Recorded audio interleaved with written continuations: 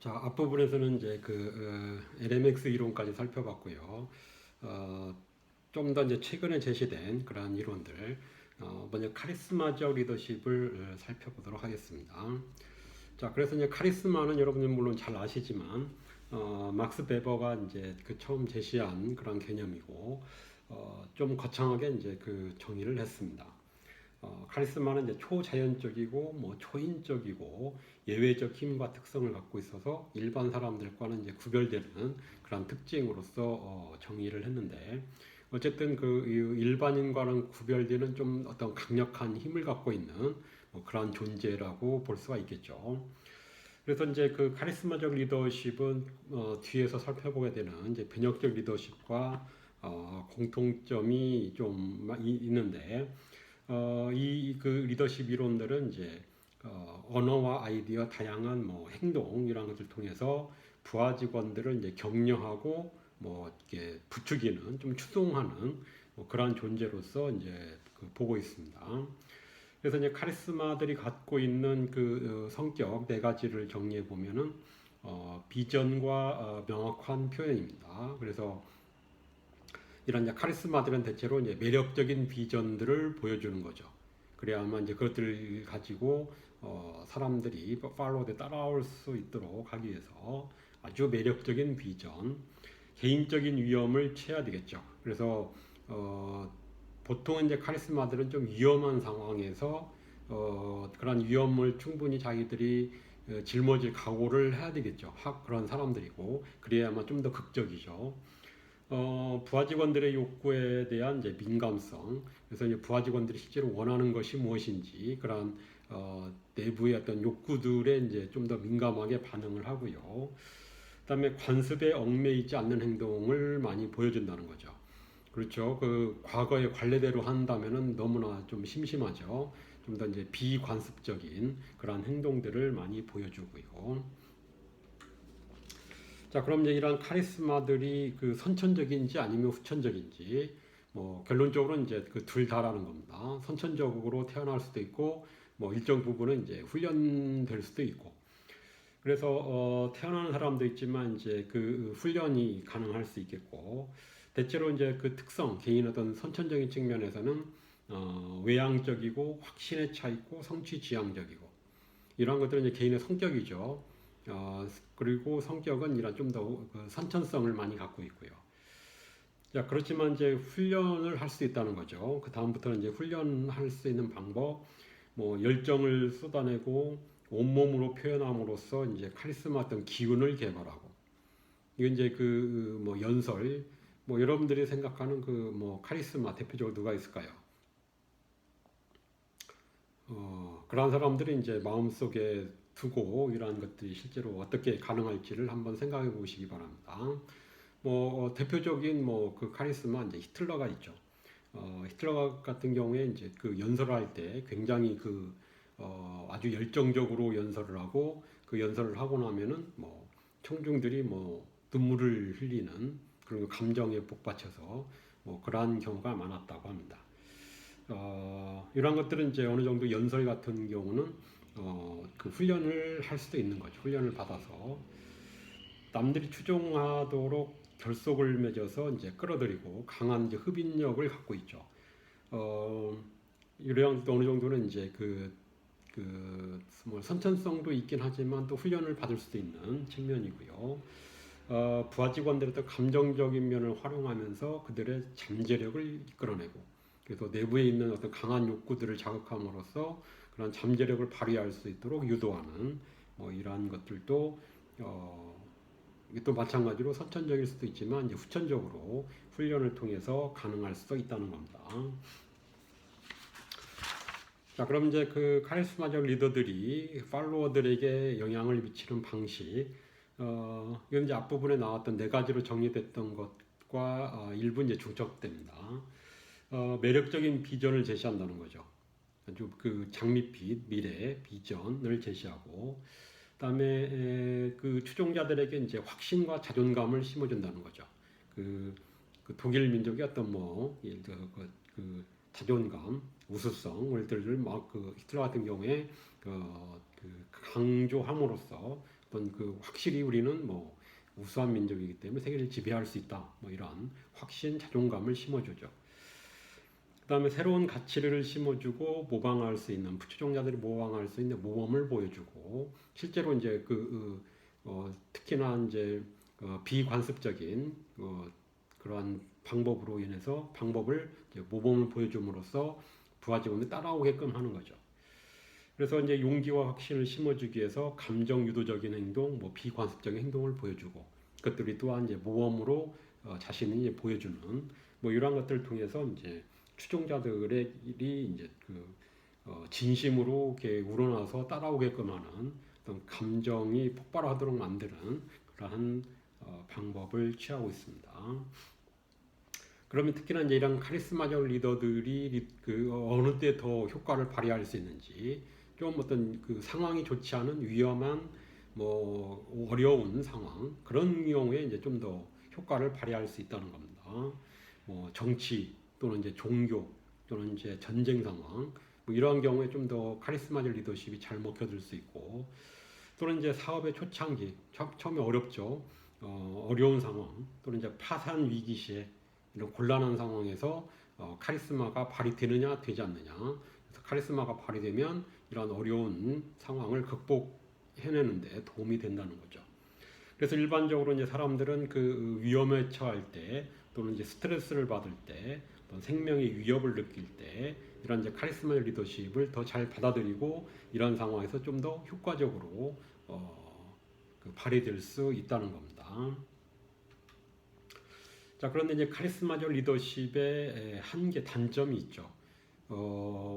이런 많은 카리스마적 리더들이 집단의 목표보다는 이제 자신의 어떤 그 욕구를 채우기 위해서 자신의 어떤 이해관계를 충족시키기 위해서 자신의 목표를 더 중요시한다는 거. 조직의 목표보다는 자신의 목표를 더 중요시하는 그러한 경우들이 많이 있었고요. 실제도 뭐 그럴 가능성이 있죠. 자신들이 뭐 어떻게 유도하느냐에 따라서 열렬하게 자신을 지지하기 때문에 어떤 자신의 이득을 위해서 그런 그 카리스마를 이용할 수 있겠죠. 또한 이제 카리스마적 리더들은 이제 자아도취, 나르시즘을 많이 갖고 있다고 하고요. 그래서 그 카리스마적 리더들이 이제 물론 일부입니다. 모든 카리스마들이 다 이런 식으로 자신의 이익을 위해서 리더십을 발휘한다는 얘기는 아닙니다. 일부 카리스마 리더들은 이제 그 부하 직원들을 설득해서 자신을 따르게 하는데 성공했지만 재앙을 불러일으키는 그렇죠. 대표적으로 아까 말씀드린 히틀러나 또는 이제 사이비 종교 지도자들의 경우에 이제 이러한 자신들의 카리스마를 자신의 이익을 위해서 사용하는 그러한 경우들도 있을 수 있다는 겁니다. 자, 그다음 이제 그 카리스마적 리더십과 좀 유사한 측면이 많은 이제 그 변혁적 리더십인데 그 발전은 서로 이제 다르게 진행이 되어 왔습니다. 변혁적 리더십은 주로 이제 거래적 리더십과 비교하는 과정에서 어떠한 리더십이 더 효과적이냐. 그래서 서로 상반되는 측면이 강한 거래적 리더십과 비교하면서 발전되어 왔습니다. 자, 그래서 이제 거래적 리더십은 상황에 따른 보상입니다. 가장 대표적인 그 문구, 집약적인 문구가 상황에 따른 보상. 그래서 노력과 보상을 이제 교환하기로 약속하고 열심히 노력해서 성과가 높아지면 보상을 주겠다. 조건적이고 계약적인 약속의 그런 거죠.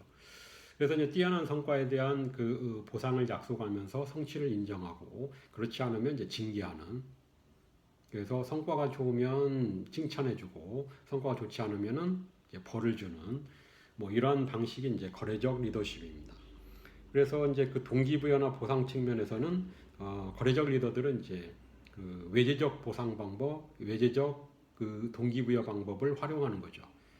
뭐 일 자체보다는 네가 이렇게 열심히 해서 성과가 좋으면 뭐 성과급을 주겠다, 보상을 해주겠다, 뭐 칭찬을 해주겠다, 승진을 시켜주겠다, 뭐 이런 식이죠. 자, 여기에는 이제 뭐 적극적인 관리와 수동적인 관리, 뭐 예외에 의한 관리라고도 표현을 해놨는데 그 교재에서는 적극적 관리는 이제 규칙과 표준에서 벗어나지 않도록 지켜보면서 계속해서 이제 수정 조치를 취하는 적극적으로 벗어나지 못하도록 하는 그런 규범을 지키도록 하는 그러한 그 리더라고 한다면 수동적 관리는 표준이 이행되지 않았을 경우에만 이제 좀 더 그 소극적으로 개입하는, 그래서 그냥 지켜보고 있다가 표준이 잘 이행되지 않고 좀 위반되었을 때만 개입하는 뭐 이러한 리더라고 할 수 있겠는데, 어쨌든 이제 거래적 리더에서 중요한 것은 성과에 따른 보상입니다. 그리고 교재에서 뭐 자유방임적 리더라고 했는데, 뭐 자유방임적 리더는 사실은 이제 리더십이라고 보기 어려운 거죠. 그냥 내버려 두는 거죠. 리더십을 발휘하지 않는 거기 때문에 그것까지를 거래적 리더라고 보기는 어렵습니다. 어쨌든 그 부분은 이제 그 제외를 시켜주시고요. 그다음에 그에 비해서 변혁적 리더는 상당 부분 이제 카리스마적 리더와 그 중첩되고 이상적인 영향력을 행사합니다. 그래서 아주 멋있는 그 뭐 비전을 보여주는 거죠. 이제 카리스마적 리더와 동일한 측면입니다. 그래서 비전과 특히나 이제 멋있는 미션과 비전을 제시하고 자존감을 높여주고 존경과 신뢰를 얻고자 하는 이러한 특징들이 있고요. 그다음에 그래서 이제 어떤 그 교재나 뭐 어떤 그 논문에서는 이제 이 이상적인 영향을 이제 그 카리스마라고 표현을 하기도 합니다. 그다음에 감화적 동기부여는 높은 기대 수준을 전달한다는 거죠. 그래서 충분히 잘할 수 있어, 좀 자신감을 심어주고, 이것도 이제 그 카리스마와 좀 유사하죠. 또한 이제 지적 자극은 이제 지능과 합리성, 뭐 주의 깊은 문제 해결을 장려하는. 그래서 좀 더 이제 그 부하 직원들이 이런 좀 더 그 합리적으로 좀 더 주의 깊게 문제를 해결하고 좀 그 세심하도록 하는 이런 측면이고요. 개인적인 배려는 이제 그 개인적인 관심, 그 전체적으로 부하 직원들을 전체로 다루기보다는 개인들의 어떤 차이, 이러한 것들을 인정하면서 개인적인 배려를 많이 해주는 거죠. 직원들을 뭐 부하 직원들을 개별적으로 다루면서 코치하고 조언하고, 그래서 뭉뚱그려서 뭐 이끌어가기보다는 이제 하나하나 서로 다른 측면들을 인정하고 이제 그 개개인별로 별도로 이제 코치하고 조언하면서 자신의 어떤 충성심을 이끌어가는 그러한 리더들입니다. 그래서 변혁적 리더 하면 이 네 가지가 중요시 다뤄지고 있고요. 그래서 변혁적 리더들의 경우에는 좀 더 이제 내재적 동기부여, 내재적 보상 방법, 그래서 좀 더 이제 일에서 어떤 그 성취감을 느끼도록 하는 그런 방법들을 사용합니다. 그래서 거래적 리더들은 좀 더 외재적 방법, 외재적 보상 방법을 사용하고 있고 동기부여 방법을 사용하고 있음에 비해서 변혁적 리더들 같은 경우는 좀 더 내재적인 그 보상, 내재적인 동기부여 방법에 초점을 맞추고 있는 리더들입니다. 또 다른 식으로 표현하면 거래적 리더들은 역할과 업무 요구사항을 명확히 하면서 목표를 달성하고 그 목표를 달성하면 보상을 해주겠다라고 하는 외재적 동기부여 방법을 쓰고 있고요. 변혁적 리더들은 뭐 부하 직원들의 어떤 자신의 이익이 아니라 조직 전체의 이익을 위해서 노력하도록 하고 개개 그 부하 직원들에게 영향력을 미쳐서 그 진심으로 따라오도록 하는 아주 자발적으로 열심히 조직 목표를 달성하고자 노력하게끔 유도하는 그런 리더라고 볼 수가 있습니다. 자, 그래서 이제 그 초기에는 거래적 리더와 변혁적 리더십의 연구 초기에는 어떠한 리더십이 더 효과적이냐? 물론 이제 변혁적 리더십을 주창하는 사람들은 거래적 리더보다는 이제 변혁적 리더들이 더 효과적이다라는 것을 주장하고 싶었겠죠. 자, 그렇지만 이제 이러한 쭉 연구 과정에서 나온 결론은 서로 배타적이지 않고 두 개가 보완적이라는 겁니다. 두 개의 리더십이 보완적이고 변혁적 리더십은 이제 거래적 리더십을 기반으로 해서 형성이 될 수 있고 효과를 발휘할 수 있고, 그래서 최고의 리더는 이제 거래적이면서 변혁적인. 자, 이거는 뭐 쉽게 이해될 수 있는 부분이죠. 예를 들어서 이제 리더가 어떤 보상이 없이 어떤 뭐 자아 성취라든가 뭐 성취감을 느끼도록 하는 뭐 자부심을 갖도록 하는 것은 한계가 있는 거죠. 그렇죠? 예를 들어서 이제 그 목표를 달성했다고 해서 칭찬해주고 그 스스로 이제 그런 그 자아실현감을 느끼도록 하는 것도 중요하지만 예를 들어 그런 사람들에 대해서는 이제 급여라든가 성과급이라든가 아니면은 승진에 도움이 된다던가 뭐 이런 이제 외재적인 그런 보상 방법들도 같이 사용이 됐을 때 가장 더 효과적이고 부하 직원들이 잘 따르겠죠. 그러한 측면에서도 가장 효과적인 리더는 이제 거래적이면서 변혁적일 필요가 있다는 것이고요. 자, 그럼 이제 변혁적 리더십 요즘에 사실 이제 많이 연구가 되고 있고요. 아직도 이런 변혁적 리더십이 작동하는 방식은 창의적이도록 한다는 거예요. 아까 이제 지적 자극 측면을 말씀을 드렸고 자신과 부하 직원들이 이제 창의적이도록 하고요. 그다음에 업무와 책임을 이제 분권화하게 됩니다. 그래서 자신이 모든 것을 다 이끌어가는 것이 아니라 이제 그 충분히 능력이 되고 충분히 할 수 있는 의지가 있는 사람들에게는 이제 이런 책임과 업무를 나눠주고 스스로 책임을 지도록 하는 그런 방식을 취하고 있고요. 그다음에 위험을 감수하는 경향을 갖고 있고요. 그래서 쉬운 것만 자신이 꼭 성공할 가능성이 높은 것만 하다 보면은 이런 그 리더십을 발휘하기 어렵겠죠. 카리스마와 마찬가지로 좀 위험한 상황에서 이제 그 자신들이 옳다고 생각하면 이 가야 될 길이라고 생각한다면 자신이 이제 책임을 져야 되겠죠. 자신 책임을 지면서 위험을 감수하려고 하는. 그다음에 장기적인 결과의 기초에서 이제 보상을 한다는 거죠.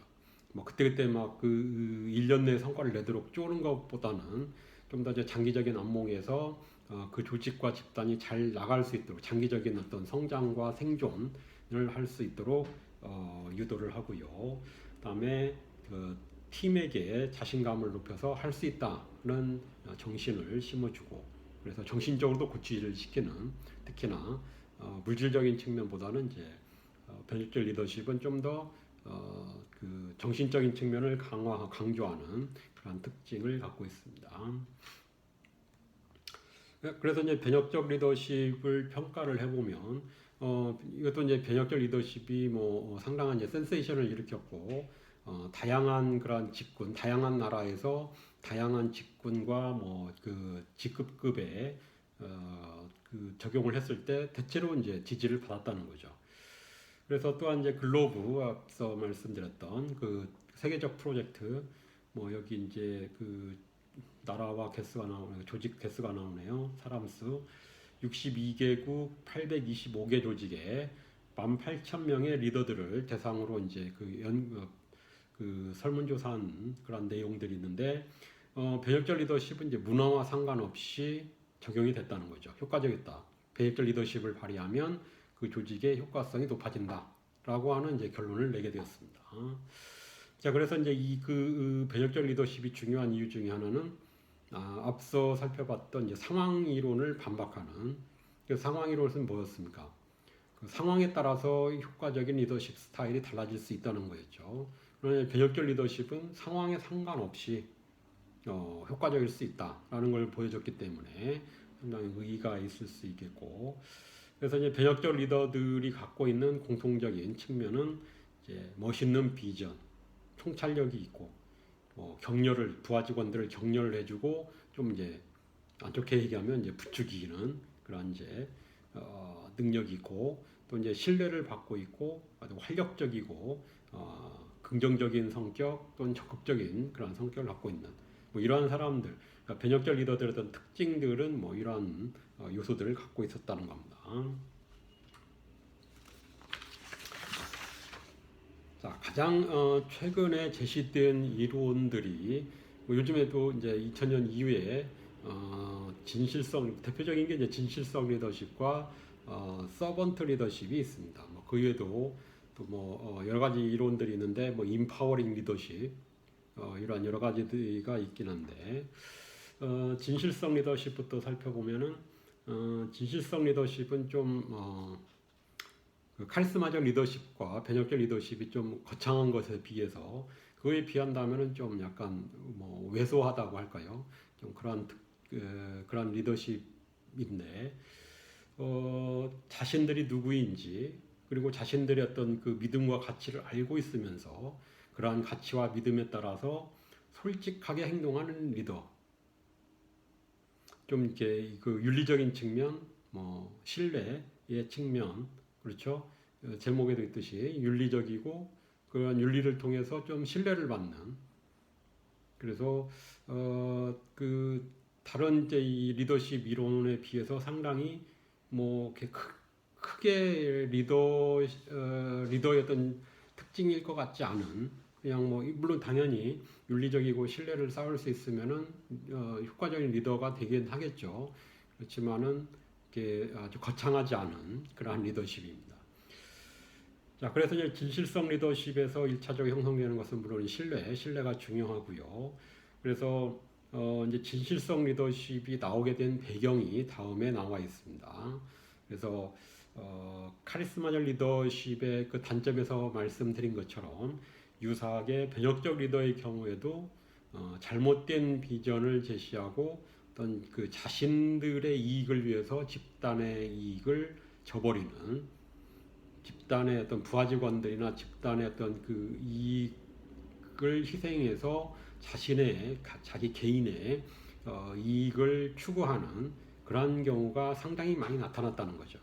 특히나 이 이론이 이제 그 진실성 리더십이 나오게 된 게 2000년 초반인데, 그런 이제 2000년 전후로 해서 그 미국의 그런 리더들의 CEO들의 뭐 회계 조작 사건들이 많이 일어났습니다. 그래서 이들은 이제 카리스마나 아니면 변혁적 리더십을 보여줬는데 결국에는 그런 리더십을 자신의 이익을 위해서 자신이 좀 더 많은 연봉을 받기 위해서 그러한 그 리더십을 활용한 그래서 윤리적 문제가 이제 대두되기 시작했고 그래서 어떻게 보면 이제 즉각적으로 나온 것이 그에 대한 대응으로 나온 것이 진실성 리더십이다. 그래서 그런 자신들의 어떤 그 믿음과 가치가 얼마나 중요한가 보다는 자신들이 옳다고 생각하고 있는 믿음이나 가치에 따라서 그냥 솔직하게 행동하는 그 자체로서도 리더십으로서 중요하다. 그 자체도 이러한 분위기가 형성이 된 거죠. 그래서 나온 리더십 이론이라고 볼 수가 있겠고, 그래서 이제 진실성 리더들은 이제 정보도 공유하고 의사소통도 공개적으로 하고 이제 이상도 추구하고 그래서 그런 이제 그 일련의 그러한 그 회계 조작이라든가 이러한 사건들을 거치면서 실제로 중요한 건 윤리성이다. 뭐 이러한 의식들이 생기게 된 거죠. 그래서 이제 결과적으로 추종자들이 진실한 리더들은 이제 추종하게 되고 그러면 되는 거 아니냐라고 생각할 수 있는 거죠. 자, 그 다음에 또 이제 발전되고 있는 뭐 지금도 이렇게 여러 가지 이제 그 실증 과정에 있는 그러한 그 이론 중에 하나가 서번트 리더십입니다. 그래서 리더십 하면 뭐 대체로 직급이 높은 사람들 또는 이제 이끌어가는 사람들 뭐 지위가 높은 그런 사람들을 생각하기 쉬운데 지금 현재는 이제 그런 리더들보다 서번트가 필요하다, 하인이 필요하다는 거죠. 리더보다는 이제 그 부하 직원들을 서포트하는, 봉사하는 부하 직원들에게 봉사하는 서번트들이 필요하다라는 측면에서 서번트 리더십이라고 하는 이제 이론이 제시가 되었는데 이런 서번트 리더들은 이제 자신의 이해관계가 아니라 부하 직원들의 성장과 개발을 도우려고 하는, 서포트하는 그러한 역할을 해야 된다라는 것이고요. 그래서 뭐 부하 직원들의 어떤 의견을 경청하고 뭐 공감하고 설득하고 관리자로서의 책임감을 그러니까 본래의 그런 자신들 관리자로서의 책임감을 다하고 부하 직원들의 잠재 능력을 개발할 수 있도록 적극적으로 지원해주고 서포트하는 똑같은 말이죠. 서포트하는 이러한 역할들이 가장 중요하다라고 하는 것이 서번트 리더십의 핵심입니다. 자, 그래서 물론 이제 진실성 리더십, 오센틱 리더십이나 서번트 리더십은 아직도 이제 발전하고 있는 아직 그 확고한 어떤 이론 체계로서 정립됐다기보다는 지금 이제 발전하고 있고 검증하고 있는 그러한 이제 리더십 이론이라고 볼 수가 있겠고요. 그래서 이러한 이제 그 진실성 리더십에서는 그 핵심은 이제 신뢰, 부하 직원들로부터 신뢰를 얻는 것이 중요하다라고 할 수 있겠고, 신뢰에 대해서 좀 더 살펴보고 있습니다. 신뢰, 트러스트는 다른 사람이 기회주의적으로 행동하지 않을 것이라고 하는 그런 긍정적인 기대감. 그래서 나를 이용해서 뭐 단 것을 이용해서 자신의 배를 불리지 않을 것이다라고 하는 그러한 이제 기대를 신뢰라고 할 수가 있겠고요. 그래서 신뢰는 리더십과 관련해서 중요한 요소이고, 신뢰를 깨는 것은 결국에는 이제 집단의 목표 달성이 어렵다는 것을 얘기하는 거죠. 그래서 리더와 멤버들 사이에 또는 멤버들 사이에 신뢰는 중요할 수 있겠고, 그래서 이제 신뢰의 원인과 결과를 살펴보면은 그 표 12-6이 있습니다. 리더 측면에서는 이제 진실해야 되고, 자비심이 있어야 되고, 능력이 있어야 되고, 그렇죠? 뭐 능력이 없는 리더를 부하 직원들이 신뢰를 하지 않겠죠. 그 다음에 이제 그 신뢰 성향은 이제 부하 직원들의 어떤 경향입니다. 특성입니다. 그래서 어떤 사람은 무조건 믿으려고 하는 사람이 있는가 하면 어떤 사람들은 무조건 의심부터 하는 사람들이 있죠. 그래서 신뢰 성향은 이제 좀 더 믿으려고 하는 그러한 부하 직원들의 성향을 의미합니다. 그래서 이제 이런 것들이 이제 그 리더가 진실하고 자비심 있고 능력이 있고 부하 직원들이 신뢰 성향이 높으면은 이제 신뢰가 쌓일 수 있다는 거죠. 그다음에 이제 신뢰가 형성이 되면은 이제 위험을 감수하려고 하고요. 그렇죠? 이제 어떤 어떤 집단에는 이제 그 위험한 프로젝트를 신뢰가 없으면은 그런 것들을 굳이 하려고 하지 않겠죠. 자신들이 이제 뭐 징계를 받거나 해고될 수 있기 때문에 실패한다면 해고될 수 있기 때문에 신뢰가 있어야만 이제 위험을 감수하고 과감하게 시도를 해볼 수 있겠고, 또한 이제 정보도 공유할 수 있겠죠. 신뢰가 쌓이지 않으면은 자신의 어떤 그 지식이나 정보를 상대방 또는 이제 리더들이 이용해 먹을 수 있기 때문에 자식 것인 양 자기 거인 양 할 수 있기 때문에 신뢰가 쌓였을 때 정보 공유가 잘 되죠. 신뢰가 형성이 되면 집단의 효과성이 높아지고요, 생산성이 높아질 수 있겠죠. 그래서 이제 리더의 어떤 신뢰할 만한 정도에서 진실성은 이제 정직함을 얘기하고, 자비심은 이제 보살펴주고 서로 이제 지원적인 그런 행동들. 그 다음에 능력은 이제 기술적이고 대인적인 지식과 역량. 그 리더들도 이러한 그 역량, 능력이 됐을 때 더 부하 직원들이 신뢰를 하겠죠. 그다음에 신뢰 성향은 그 부하 직원들이 리더를 얼마나 이제 그 신뢰하려고 하는지. 그래서 이런 신뢰 성향은 좀 물론 부하 직원들의 특성일 수도 있겠지만 시간이 필요하죠. 신뢰가 쌓이는 데는 시간이 필요하고요. 또 이제 유능함을 보여줌으로써 신뢰를 할 수도 있겠고.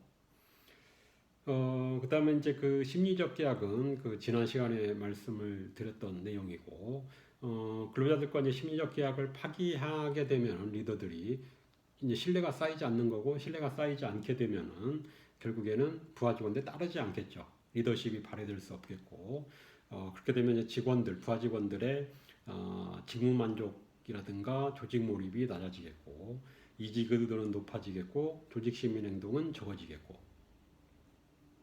그렇죠. 업무 성과도 낮아지고, 그러한 결과로 이어질 수 있다는 겁니다. 자, 그러면은 이제 신뢰 결과, 신뢰하게 되면 결국에는 앞서 말씀드린 그 오른쪽 그림에서 오른쪽 네 가지입니다. 위험을 감수하려고 하겠죠. 정보도 공유하려 하겠고, 신뢰가 높으면은 좀 더 그 집단의 효과성이 높아지겠고, 생산성이 높아질 수 있겠죠. 자, 이제 마지막으로 그 리더십 효과성에 대한 이제 몇 가지 도전 과제들을 살펴보고요. 그래서 조직 성패 이제 실제로 많은 부분은 리더십과는 상관없이 결정되는 경우도 있다는 겁니다. 그래서 지금까지는 이제 리더십이 제대로 좋은 리더십이 발휘되면 성과가 높아질 것처럼 말씀을 드렸지만 리더십도 이제 여러 가지 그 조직이 성공하기 위한 그 성패를 결정할 수 있는 요소들 중에 하나일 뿐이라는 거죠. 이것이 이제 그 리더십이 모든 것이 아니라 조직 성패 모든 것이 아니라 하나의 요소일 뿐이고요. 그 외에도 이제 물적 자원들, 우리는 이제 인적 자원을 주로 다루고 있지만 물적 자원들도 중요할 수 있고, 또는 이제 경기 상황, 뭐 지금 같은 코로나 상황에서도 이게 리더십을 잘 발휘한다 하더라도 그 전반적인 상황이 좋지 않기 때문에, 경기 상황이 좋지 않기 때문에 조직의 성패가 패 쪽으로 많이 갈 수 있다는 거죠. 그 조직의 성과가 낮아질 수 있다는 거죠. 자, 그런데 이제 리더십 귀인 이론이 있고 우리가 그 몇 장이었죠? 그 귀인 이론 앞에서 살펴봤던 것처럼 그 조직의 어떤 그 조직이 그 성과가 높아지게 되면 이제 모든 원인을 리더십에 돌리려고 하는 리더십의 그 원인을 돌리려고 하는 그런 경향을 의미합니다. 그래서 그렇지만 이제 실제로는 리더들이 리더십을 잘 발휘해서 성과가 좋아질 수도 있지만 리더십과는 상관없이 아까 말씀드렸던 뭐 불적 자원이나 경기 상황에 따라서 달라질 수 있다는 거죠. 그래서 지금 이제 뭐 경기가 좋지 않은, 그래서 조직들 대부분의 조직들이 성과가 좋지 않은 상황이고, 그래서 이 좋지 않은 그 조직 성과를 리더십에 다 탓할 수는 없다는 겁니다. 리더십이 잘 발휘되지 못할 수도 있지만 뭐 리더십은 양호하거나 뭐 좋음에도 불구하고 상황이 좋지 않기 때문에, 또는 뭐 물적 자원 측면에서 부족하기 때문에 성과가 좋지 않을 수도 있는 거죠. 또 다른 측면에서는 이제 대체 요인들이 있을 수 있다는 겁니다. 리더십이 필요 없는 경우가 있을 수 있다는 거죠. 대표적으로 이제 부하 직원들이 충분한 경험과 훈련을 쌓고 있을 때 리더들이 뭐 필요가 없다는 거예요. 부하 직원들 다 알아서 하기 때문에. 또 이제 그 부하 직원들이 전문성을 갖고 있는 그런 경우에, 또는 아주 엄격한 규율과 절차를 갖고 있을 때, 그럴 경우에는 리더들이 별로 필요가 없는 거죠. 리더십을 발휘할 수도 없고, 이러한 경우에는. 그래서 앞부분에서 이제 리더십이 굉장히 뭐 실제로 중요하지만 굉장히 중요한 것처럼 얘기했지만 그것이 전부는 아니라는 것이요. 중요하긴 하지만 그 다른 요인들에 의해서도, 또는 리더십이 필요 없는 경우도 있을 수 있다는 겁니다. 자, 그래서 좀 이제 정리를 해보면은 그 효과적인 리더를 이제 선발하는 거고, 또는 훈련시킬 것인지에 관련해서, 리더의 선발과 관련해서는 이제 그 특성 이론에서 얘기를 하고 있죠. 그래서 일단 당장 리더십에서 그러면은 기본적인 것이 리더를 어떤 리더를 선발할 것인지, 뭐 리더를 어떤 방식으로 훈련시킬 것인지, 이런 이제 이슈가 남는 것이고요.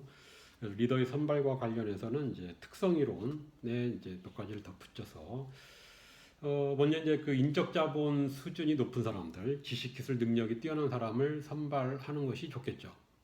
뭐 훈련하는 방법도 있긴 하지만 그것보다는 이제 이미 갖추고 있는 사람을 이제 그 리더로서 선발할 필요가 있겠고, 성격적인 측면에서는 이제 외향성, 성실성, 개방성, 뭐 이것도 사실은 그다지 중요하지는 않습니다. 왜냐하면은 그 특성 이론에서 말씀드린 것처럼 외향적이라고 해서 반드시 효과적인 리더를 의미하지는 않습니다. 단지 그 리더들이 대부분 많은 리더들이 갖고 있는 성격이라는 것이지 효과성을 얘기하는 건 아니기 때문에. 그러나 이제 그 뭐 외향적이고 성실하고 개방적인 그런 사람들을 뽑는 것이, 선발하는 것이 좋을 수 있겠죠. 좀 도움이 되겠죠. 그다음에 이제 감정적 지능이 뛰어난 사람들. 결국 이제 리더들은 자신들이 일하는 것이 아니라 부하 직원들을 이끌어가는 사람들이기 때문에 부하 직원들에게 감정적으로 유도할 수 있는, 감정적으로 끌어갈 수 있는, 조절할 수 있는 그런 능력이 있는 것이 엄청나게 도움이 되겠죠.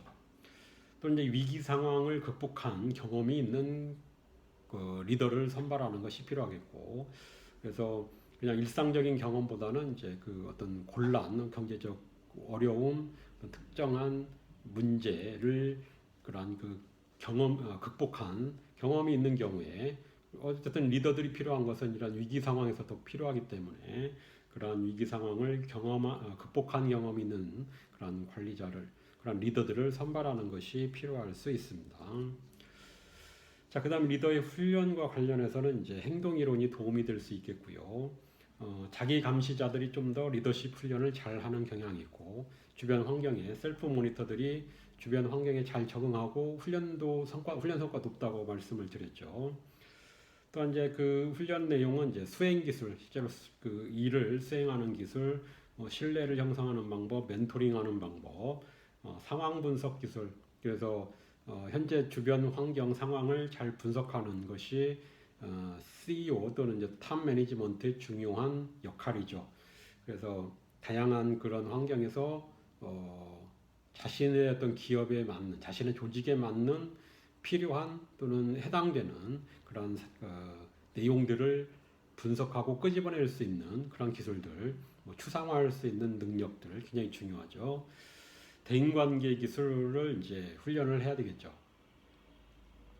그다음에 이제 모델링을 통해서 뭐 행동 훈련을 할 수도 있겠고, 그렇죠. 행동은 훈련을 통해서 충분히 변화 가능하기 때문에, 또 이제 변혁적 리더십, 어떤 상황에서도 다 효과적인 리더라고 있기 때문에 변혁적 리더십을 이제 훈련하는 것, 이러한 것들이 이 그 리더십과 관련해서 리더들 훈련과 관련해서 중요하게 해야 되는 그런 훈련 방향이라고 볼 수가 있습니다. 자, 리더십은 여기까지 마치도록 하겠습니다. 수고하셨습니다.